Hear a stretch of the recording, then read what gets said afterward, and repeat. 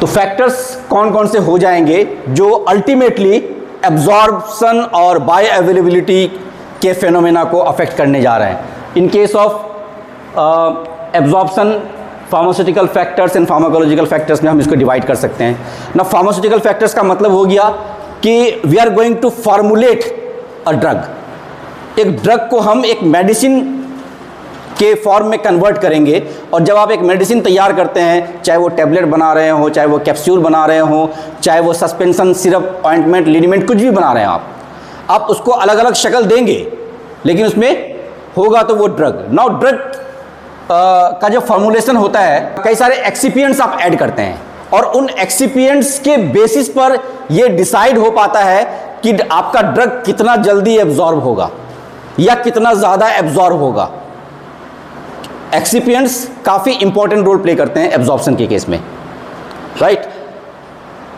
जैसे हमने डिस्कस किया था बायो अवेलेबिलिटी का जो कंसेप्ट आया 1968 में, ऑस्ट्रेलिया में फेनिटोइन की टॉक्सिसिटी हो गई थी. क्या हुआ था उसमें? फेनिटोइन में एक्सिपिएंट ऐड करते थे हम लोग कैल्शियम सल्फेट. कैल्शियम सल्फेट का स्टॉक खत्म हो गया, उसकी जगह पे लैक्टोज यूज कर लिया गया. लेकिन प्रॉब्लम ये हो गया कि लैक्टोज एक बहुत अच्छा वेटिंग एजेंट है, तो डिसोल्यूशन बहुत फास्ट हुआ. फास्ट डिसोल्यूशन की वजह से एब्जॉर्प्शन बहुत जल्दी हुआ और बायो अवेलेबिलिटी बहुत ज़्यादा बढ़ गई, टॉक्सिसिटी हो गई. यानी सिंपल एक्सिपिएंट ने इतना प्रॉब्लम क्रिएट कर दिया था. तो एक्सिपिएंट्स का रोल होता है, आप डिसइंटीग्रेशन के लिए डिसइंटीग्रेटिंग एजेंट यूज़ करते हैं. अगर बहुत ज़्यादा डिसइंटीग्रेटिंग एजेंट यूज़ हो गया, टैबलेट ब्रेक नहीं हो रहा है जल्दी, तो उसको टाइम लगेगा. जितना ज़्यादा टाइम लगेगा एब्जॉर्प्शन उतना ही डिले होगा, बायो अवेलेबिलिटी उतनी ही कम हो जाएगी. तो इनका रोल रहता है हमेशा. तो फॉर्मुलेशन ऑफ ड्रग्स में particle size, as we know drug के पार्टिकल्स ऑब्वियसली स्फेरिकल होंगे, तो पार्टिकल का साइज जितना छोटा होगा उसका सरफेस एरिया उतना ज़्यादा होगा. Particle size is inversely proportional to surface area. जितना छोटा पार्टिकल साइज उतना ही ज़्यादा सरफेस एरिया, और जितना ज़्यादा सरफेस एरिया उतना ही ज़्यादा एब्जॉर्प्शन, और जितना ज़्यादा एब्जॉर्प्शन उतनी ज़्यादा बायो अवेलेबिलिटी. तो पार्टिकल साइज जितना ज़्यादा छोटा होगा एब्जॉर्प्शन उतना ही ज़्यादा, बायो अवेलेबिलिटी उतना ही ज़्यादा. तो इसी वजह से कई ड्रग्स को माइक्रोफाइन पार्टिकल्स में कन्वर्ट कर दिया जाता है ताकि एब्जॉर्प्शन अच्छा हो जाए. नैनो पार्टिकल्स तक में ड्रग को फॉर्मुलेट किया जा रहा है. Then salt form.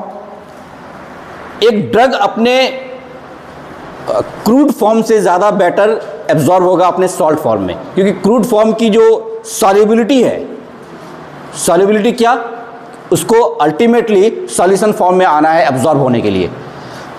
तो क्रूड फॉर्म में उसकी सॉल्युबिलिटी कम रहती है. आप अगर उसका सॉल्ट फॉर्म बना देते हैं तो उसकी सॉल्युबिलिटी बढ़ जाती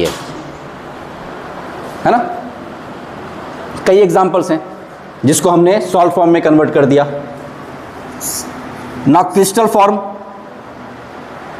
we have already discussed it. Crystal form में अगर एक ड्रग क्रिस्टल फॉर्म में है तो उसका एब्जॉर्प्शन कम होगा एज कंपेयर टू अगर एक ड्रग एमॉर्फस फॉर्म में है.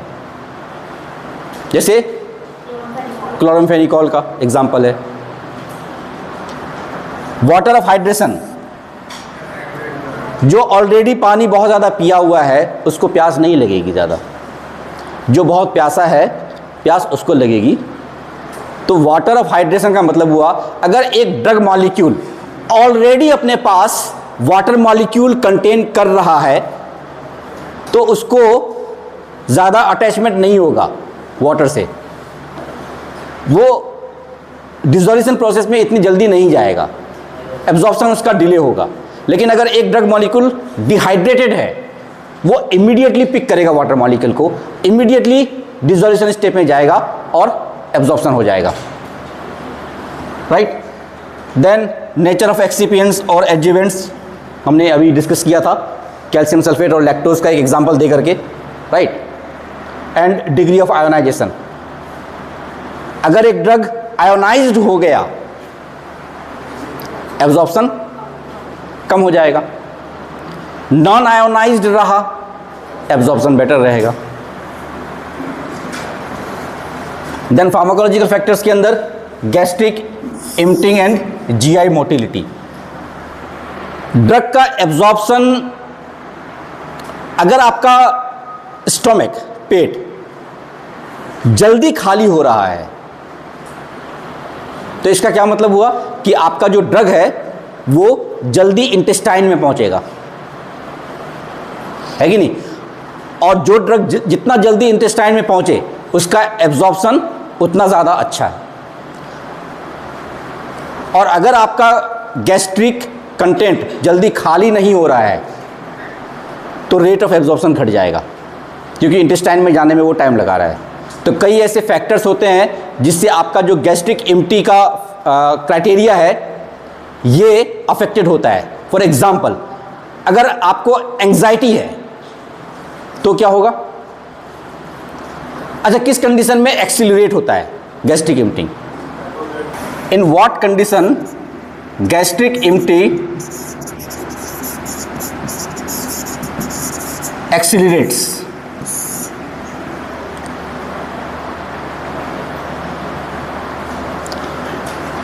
If you lie on right side or left side?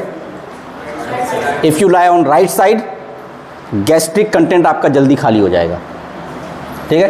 तो पहला हो गया lying on right side। Then अगर हाइपरथायराइडिज्म है,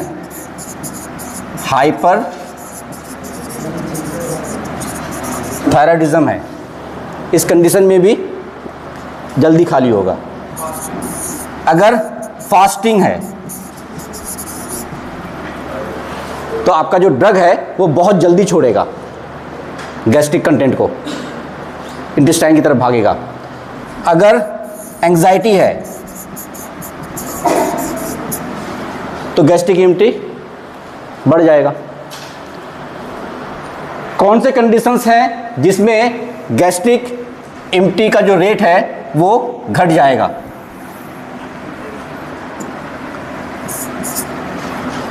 अगर डिप्रेशन है, अगर हाइपोथायराइडिज्म है, पहले वाले केस में हमने हाइपर थायराइडिज्म की बात की थी, ये हाइपोथायराइडिज्म है, ठीक है। और भी कई तरह के तरीके हो सकते हैं, मेडिसिन से भी गैस्ट्रिक इम्पटी को एक्सीलरेट किया जा सकता है या कम किया जा सकता है। फॉर एग्जांपल पेंडी, ठीक है, इसमें पेंटोप्राजोल गैस की प्रॉब्लम सॉल्व, इसमें डोम्पेरिडोन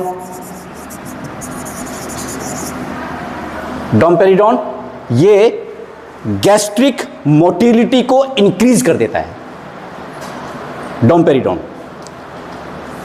तो जब गैस्ट्रिक मोटिलिटी बढ़ेगी तो आपका जो फूड कंटेंट एक जगह रुका हुआ था वो मूव करना शुरू कर जाएगा, मूव करेगा, इंटेस्टाइन की तरफ जाएगा, लार्ज इंटेस्टाइन की तरफ जाएगा, अल्टीमेटली आपको राहत मिलेगी। चलो ठीक है भैया, अब ठीक है, अब लाओ एक प्लेट बिरयानी, पेट खाली हो गया अब तो, ठीक है। डोम्पेरिडोन है, इसी क्लास का ड्रग है मेटोक्लोप्रामाइड। तो ये ड्रग्स हैं जो गैस्ट्रिक इम्पटी के एक्शन को फास्ट कर देता है, मेटोक्लोप्रामाइड जैसे ड्रग्स। फाइन।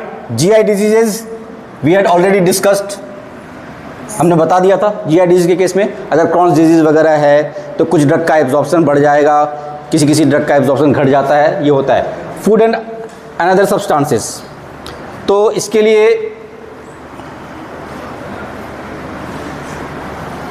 कुछ स्लाइड में एग्जांपल दिए हुए हैं। कि अगर आपके ड्रग के साथ साथ पेट में कुछ और भी है, वो ड्रग भी हो सकता है और वो खाने पीने की चीज़ें भी हो सकती हैं, तो उससे आपका जो मेन ड्रग है, जिसके एब्जॉर्प्शन की बात आप कर रहे हैं, जिसकी बायो अवेलेबिलिटी की बात आप कर रहे हैं, उस पर फर्क पड़ सकता है। ठीक, फॉर एग्जाम्पल अगर आपने टेट्रासाइक्लिन लिया हुआ है,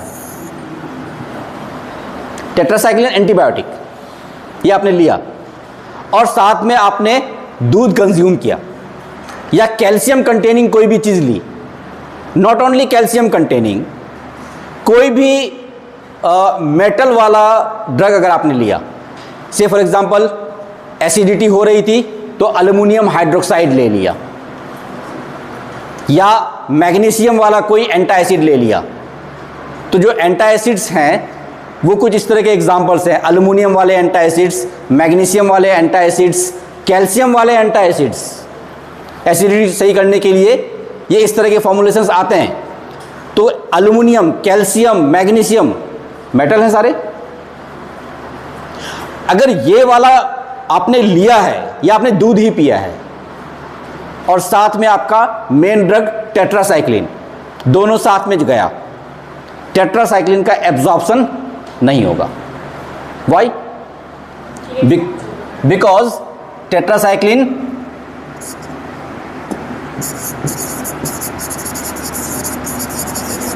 will form complex with any, चाहे वो कैल्शियम हो, चाहे एल्युमिनियम हो, चाहे मैग्नीशियम हो, कोई भी इनके कोई भी ड्रग्स हों, तो tetracycline will form a chelate complex बना लेगा।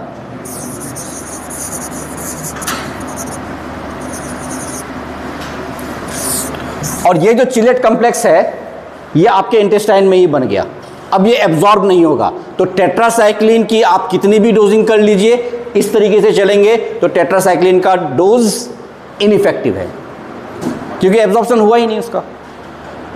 नाउ कुछ ड्रग्स हैं जिनके साथ स्टेबिलिटी की प्रॉब्लम है, ये मैं पहले भी आपको बता रहा था। अगर आपके पेट में ज़्यादा एसिड है और आपका जो ड्रग है वो एसिड स्टेबल नहीं है, तो उस ड्रग को ज़्यादा लंबे टाइम तक रुकना पड़ेगा एसिडिक इन्वायरमेंट में, वहाँ वो डिग्रेड हो जाएगा, यानी आयोनाइज्ड हो जाएगा। और अगर आयोनाइजेशन हो गया या डिग्रेडेशन हो गया तो उसका एब्जॉर्प्शन नहीं होगा। तो इन लोगों का फॉर्मुलेशन फिर हमें इस चीज़ को ध्यान में रखते हुए बनाना पड़ता है कि उसका ये आयोनाइजेशन ना हो, उसका एब्जॉर्प्शन कहीं दूसरी जगह से करा दें। वो एसिड स्टेबल नहीं है, उसको एसिड रेजिस्टेंट बनाना पड़ेगा, तो वो हमारे हाथ में, हम फार्मास्यूटिकल फॉर्मुलेशंस के थ्रू से कर सकते हैं ऐसा। ठीक है। देन कुछ ड्रग्स हैं जिनको एब्जॉर्ब होने के लिए फैट या बाइल एसिड चाहिए, जैसे हल्दी, टर्मेरिक। ठीक है, उसके अंदर करक्यूमिन होता है, तो करक्यूमिन ये अच्छा एब्जॉर्ब नहीं हो पाता है, राइट। तो इसके एब्जॉर्प्शन को बढ़ाने के लिए, ये हल्दी वाला है, हल्दी, इसके एब्जॉर्प्शन को बढ़ाने के लिए आप क्या करो, फैट के साथ लो, दूध के साथ, मलाई वाला दूध, तो इसका एब्जॉर्प्शन बढ़ जाएगा। कई ऐसे ड्रग्स हैं जिनका एब्जॉर्प्शन ही तब हो पाएगा जब बाइल जूस आएगा। अब वो लोग जिनको प्रॉब्लम हो गई, उन्होंने अपना ये bile duct, gall bladder remove करवा दिया, गॉल ब्लैडर ही रिमूव हो गया तो फिर बाइल डक्ट आएगा कैसे, तो उन लोगों को बड़ी प्रॉब्लम हो जाती है इस तरह के ड्रग्स को एब्जॉर्ब कराने की। ओरल ड्रग का फर्स्ट पास मेटाबॉलिज्म होता है, इसमें कोई नई बात नहीं है, ये हम लोग जानते ही हैं। लेकिन फर्स्ट पास मेटाबॉलिज्म और भी कई जगह होता है, क्योंकि liver majority of the drugs के लिए रिस्पॉन्सिबल है, जबकि जो आपका गट का एरिया है, अभी एक बहुत अच्छा एग्जांपल आने वाला है, जो आपका इंटेस्टाइन का एरिया है, गट का एरिया है, वहाँ भी कुछ एंजाइम्स होते हैं जो ड्रग को थोड़ा बहुत मेटाबोलाइज तो कर ही देते हैं, राइट। से for example benzyl penicillin, penicillin antibiotic, बहुत बेहतरीन एंटीबायोटिक, बट बेंजाइल पेनिसिलिन ये आप ओरली ले ही नहीं सकते, आपको उसका फॉर्म कन्वर्ट करना पड़ेगा, उसको किसी ना किसी सॉल्ट फॉर्म में कन्वर्ट करना पड़ेगा आपको। जैसे आजकल जो आप खाते हैं एमॉक्सिसिलिन, ऑगमेंटिन वाला एमॉक्सिसिलिन, तो एमॉक्सिसिलिन आप ओरली तो ले रहे हैं, ये एमॉक्सिसिलिन जो है वो पेनिसिलिन ही है, राइट। बट ये वाला जो पेनिसिलिन है इसको आप ओरली नहीं ले पाएंगे, क्योंकि जैसे ही आपके स्टोमक में पहुंचेगा आपका ड्रग इनएक्टिवेट हो जाएगा। तो गैस्ट्रिक जूस यहां पर काम कर रहा है। कुछ प्रोटियोलाइटिक एंजाइम्स होते हैं हमारे गैस्ट्रिक एरिया में जो इंसुलिन को डीएक्टिवेट कर देते हैं। तो आज तक इंसुलिन का हमने ओरल फॉर्मुलेशन इसीलिए डेवलप नहीं किया, क्योंकि हमारे गैस्ट्रिक एरिया में कुछ प्रोटियोलाइटिक एंजाइम्स हैं जो प्रोटीन जैसे ड्रग को इनएक्टिवेट कर देते हैं। इंसुलिन क्या है? पेप्टाइड नेचर का ड्रग है, प्रोटीन नेचर का ड्रग है, तो ये इनएक्टिवेट हो जाता है। अब ये वाला एक एग्जांपल समझिए आप, ये आगे भी काम आएगा आपको। हुआ ये कि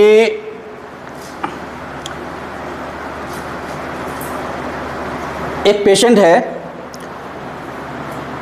उसको डिप्रेशन भी है और हाइपरटेंशन भी है साथ में, ठीक है।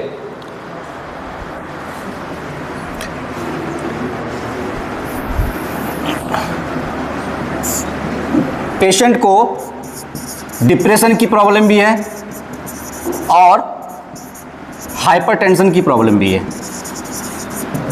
यानी बीपी की प्रॉब्लम, ठीक है। पेशेंट मेडिसिन लेता है डिप्रेशन को सही करवाने के लिए, और वो जो मेडिसिन की कैटेगरी है वो मोनोअमीन ऑक्सीडेज इनहिबिटर की कैटेगरी है।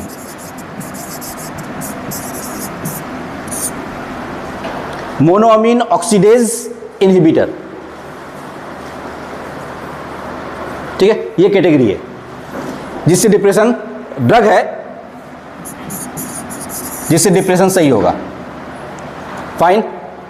एक बार क्या हुआ, भाई साहब को इनविटेशन मिला, शादी में आना है, भाई साहब चले गए शादी में, साथ में अपनी हाइपरटेंशन वाली दवाई, बीपी की दवाई वो डेली खाते थे, शाम में 5-6 बजे के शाम में वो बीपी की दवाई लेते थे।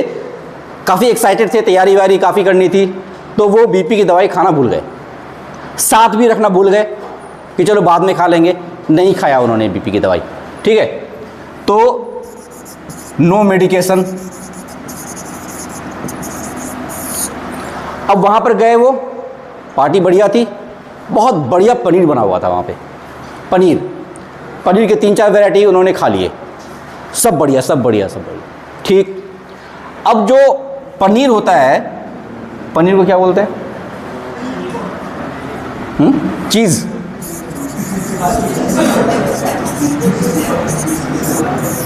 पनीर, राइट।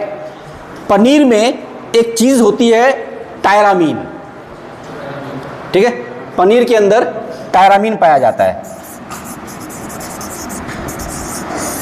ना ये जो टायरामीन है ये मोनोअमीन है। टायरामीन केमिकली, आप मेडिसिनल केमिस्ट्री में पढ़ेंगे, ये एक मोनोअमीन है। टायरामीन इज मोनोअमीन, ठीक है। अब हुआ क्या, उसने सुबह ही खाई थी दवाई या दोपहर में खाई थी दवाई, वो जो दवाई थी वो मोनोअमीन ऑक्सीडेज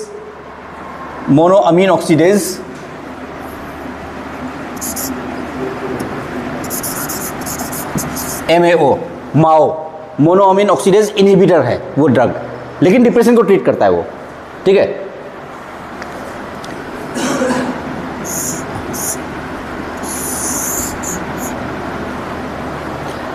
क्या लिया था डिप्रेशन के लिए? मोनोअमीन ऑक्सीडेज इनहिबिटर लिया था उसने। ये एक एंजाइम है, मोनोअमीन ऑक्सीडेज, ये एंजाइम है जो कि मोनोअमीन टाइप के ड्रग को मेटाबोलाइज कर देता है। ठीक, तो अब चूंकि इनहिबिटर लिया है तो यानी ये एंजाइम अब काम नहीं करेगा। दूसरी तरफ भाई साहब ने भर के टायरामीन खा लिया पनीर के फॉर्म में, ठीक है, और इस पनीर को, इसमें जो टायरामीन था, इसको मेटाबोलाइज करने के लिए मोनोअमीन ऑक्सीडेज एंजाइम चाहिए था, लेकिन मोनोअमीन ऑक्सीडेज एंजाइम को यहां पर हमने ब्लॉक किया हुआ है, तो ये एंजाइम अब काम नहीं करेगा, यानी टायरामीन का कॉन्सेंट्रेशन बढ़ा हुआ रहेगा। ठीक, टायरामीन का कॉन्सेंट्रेशन बढ़ने की वजह से tyramine leads to release of norepinephrine, जिसको आप नॉर एड्रेनलिन भी कहते हो, नॉर एड्रेनलिन भी कहते हो। टायरामीन का कॉन्सेंट्रेशन काफ़ी बढ़ गया क्योंकि उसका मेटाबॉलिज्म नहीं हो पाया। टायरामीन नॉर एपिनेफ्रिन या नॉर एड्रेनलिन इसको बढ़ा देगा, और जब ये बढ़ेगा तो बीपी बढ़ेगा। ठीक है, विद इन 1 और 2 आवर्स, 1-2 घंटे के अंदर, दवाई तो भाई साहब ने वैसे भी नहीं खाई थी बीपी की, वो तो वैसे ही बढ़ना था बीपी, 8-9 बजे रात तक, 10 बजे रात तक बीपी उनका वैसे ही बढ़ जाता है, दवाई उन्होंने छोड़ा हुआ है। और अब ये कर दिया है इन्होंने, पनीर खा करके, टायरामीन खा करके, नॉरएपिनेफ्रिन और ज़्यादा बढ़ा लिया, तो बीपी एकदम से शूट करता है और वो इमरजेंसी कंडीशन बन जाती है उस पेशेंट के लिए, हाइपरटेंसिव क्राइसिस होता है, हॉस्पिटलाइज करने की नौबत पड़ती है, उसकी नसें वसें डैमेज हो जाएंगे ऐसे में। तो यही है ये कहानी। ये जो एंजाइम होता है मोनोअमीन्स को मेटाबोलाइज करता है। ठीक है, आपने अमीन वाले फूड के साथ इसको कंज्यूम कर लिया, ठीक है, ये रहा पनीर, ठीक है, तो इसमें टायरामीन होता है, टायरामीन मेटाबोलाइज नहीं हुआ, वो एब्जॉर्ब हो गया सिस्टेमिक सर्कुलेशन में, वहाँ जाकर के उसने नॉरएड्रेनलिन रिलीज कर दिया, जिसकी वजह से बहुत सीवियर ब्लड प्रेशर बढ़ा उसका। तो ये ड्रग फूड इंटरेक्शन होता है, इसका एक एग्जांपल है।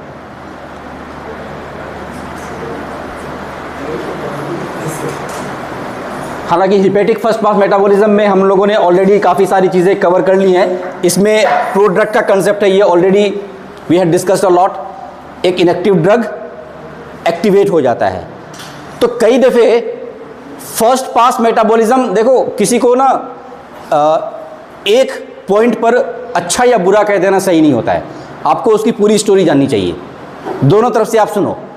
तो लीवर को इतना बदनाम बेकार में किया जा रहा है, अगर लीवर नहीं होता तो जो आपका इनएक्टिव प्रो ड्रग है जिसको वो मेटाबोलाइज करके एक्टिव फॉर्म में कन्वर्ट करेगा, वो फिर कैसे होता। तो लीवर कई दफ़े एक्टिविटी डिक्रीज तो करता है लेकिन इंक्रीज भी करता है। किस केस में इंक्रीज करेगा, अगर प्रो ड्रग आ गया उसके पास तो उसको वो एक्टिवेट करेगा और उसको मेटाबोलाइज करके एक्टिवेट कर देगा। मेटाबोलाइज करने के बाद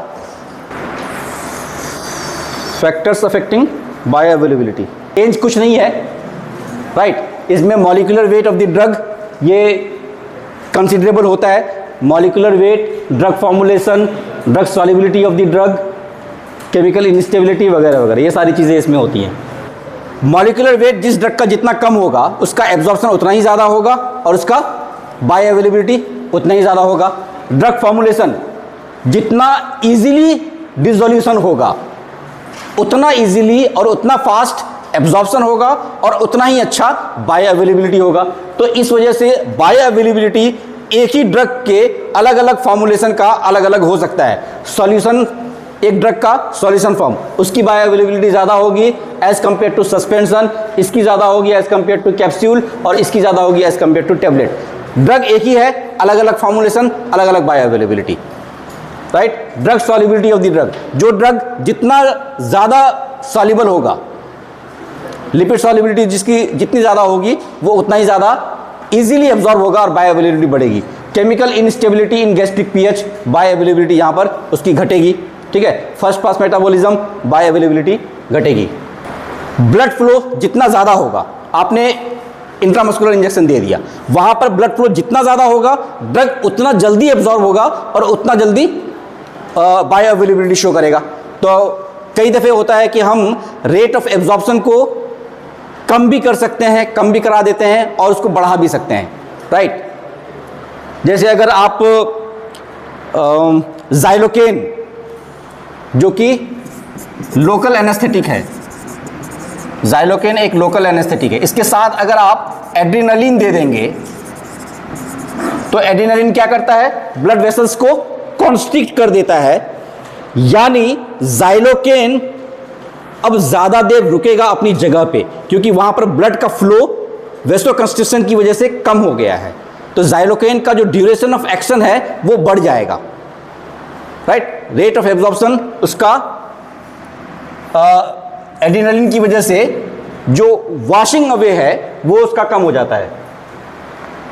तो ब्लड फ्लो जितना ज़्यादा होगा एब्जॉर्प्शन उतना ही ज़्यादा होगा, बायोअवेलेबिलिटी उतनी ही ज़्यादा होगी। सरफेस एरिया जितना ज़्यादा होगा तो ऑब्वियसली इंटेस्टाइन से आपका एब्जॉर्प्शन अच्छा होता है, बायोअवेलेबिलिटी अच्छी होगी। गैस्ट्रिक एम्प्टी जितनी